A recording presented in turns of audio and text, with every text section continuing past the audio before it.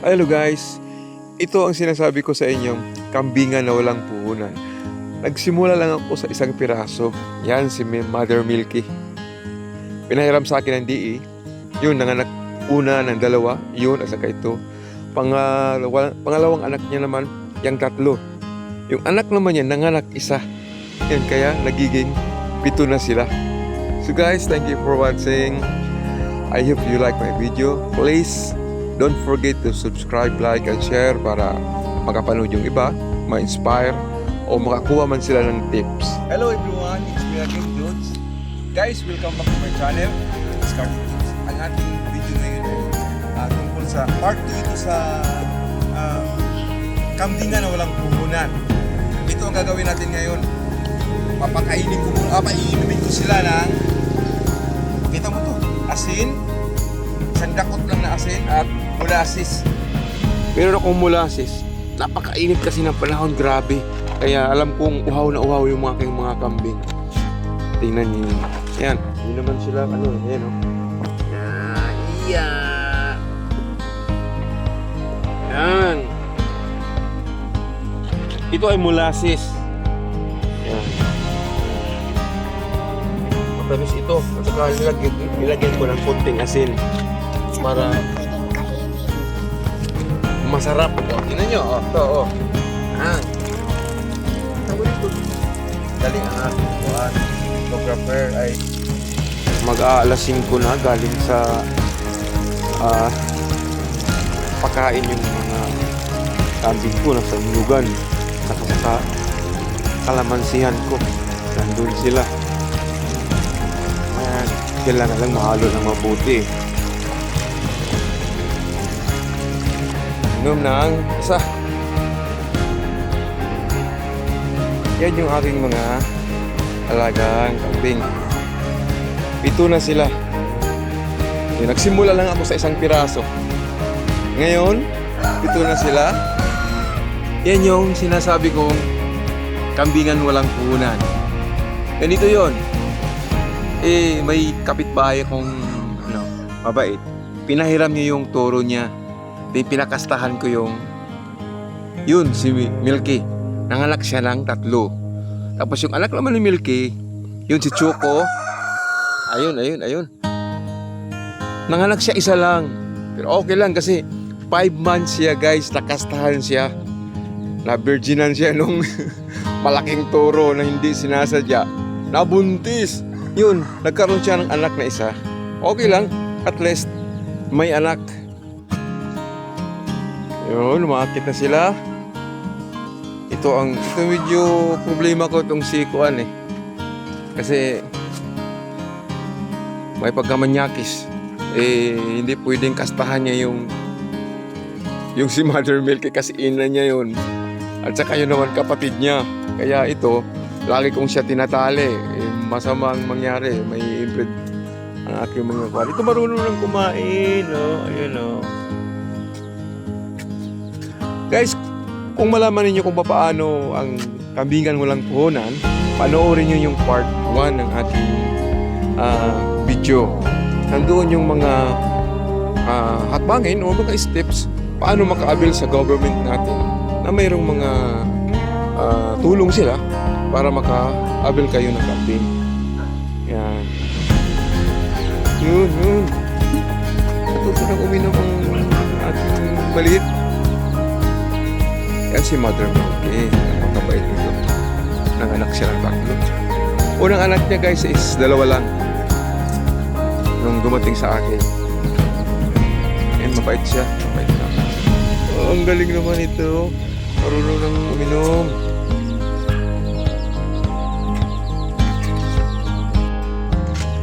Ang mga ito, guys, ay eksaktong 1 month sila.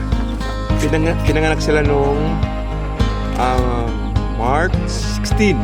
Ngayon is April 16. Ganyan sila kaliksik. Babae ito. Yan. 2 babae, 2 lalaki. Yan. Smile ka, smile. Tapos kumain ng banana. Snack na nila yan. Yan, snack na nila ang banana. alas na gabi meron silang natin. Busog na sila doon sa Calamansi Park ko.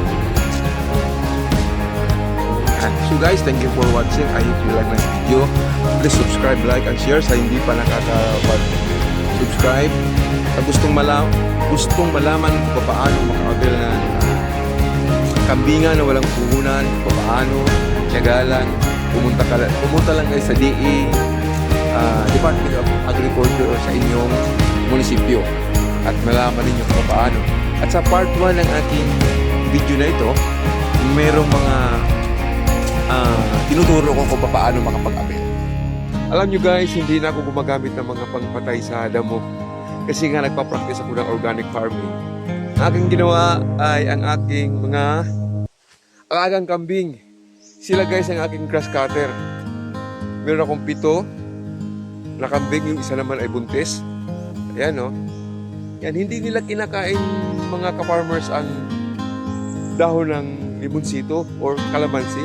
Ang problema lang, pinupuluputan nila. Yun lang ang problema. Yung iba maliliit pa. Katulad dito, yan binabantayan ko kasi pagka napuluputan to, maaaring mamatay pa. Kasi 3 months pa lang ito. Yan. Napagay mga maliliit, nakawala lang yan, walang tali. Yung malaki lang, ang may tali. Ayun. Yan. Itong mga malalaki lang may tali. Yan. Organic farming guys ang aking pino-promote ngayon kasi mas masarap, mas magandang kumain o uminom ng juice ng calamansi kapag organic. Pinapractice namin sa DE, meron kami tawag ito yung cooperative organic farming ang pinapractice namin para healthy ang ating mga kinakain. Ang pinapataba ko dito ay foliar. Nag-ferment ako ng foliar and then nag-ferment pa rin ako ngayon ng sabaw ng niyog. Yun ang gagawin ko pamatay sa damo. Pero ang gagawin ko guys ay paligid lang ng calamansi. Yan, sa paligid lang. Kasi walang makakain ang ating mga kambing kung lahat yan ay isprayan ko ng organic herbicide. Wala silang makakain. Kaya kailangan yung palibot lang ng calamansi ang ating isprayan. Yan guys, so katulad nito, nakapulukot ng tali ng kambing. Pero malaki nitong puno, hindi na siya masisira to. Kaya dyan ko siya tinatali at saka medyo maliit ang kambing na nakatali dyan. Yan, malaki na yun, malalaki yan. Malaki na sunay. Yan. Okay, so mga nagkakambing dyan or mga tawag dito, calamansi, pwede nyo gayahin ito. Ang mga kambing totally, hindi sila kumakain ng dahon ng calamansi. Baka napapaitan siguro. Hindi mapait kasi yan pagka kinakain eh. Yan. Mga 1 pa lang ito guys, na-sprayan ko ng organic foliar fertilizer. At kumanda na yung mga dahon nila, nagiging blooming ang dahon nila. Yan. Ito yung sinasabi ko guys na pandagdag sa vision ko. 30 years mo nag-security, walang nangyari. Nauri lang sa upa ng bahay, ilaw, tubig, pamasahe doon sa Manila. Okay lang. Napatapos ko naman anak ko sa Lyceum. Seafarer na siya ngayon. Yun lang yung ginansya sa Bisaya pa. Yun lang yung achievement kumbaga na nakuha ko sa pagsisecurity ko. Security is maganda namang trabaho pero habang nagkakaedad ka guys, hindi mo magandang magpakatanda kapag security. Katulad dito na meron akong kaunting lupa, 1 hektare kalahati. Pinagyaman ko na, Tagalog ba?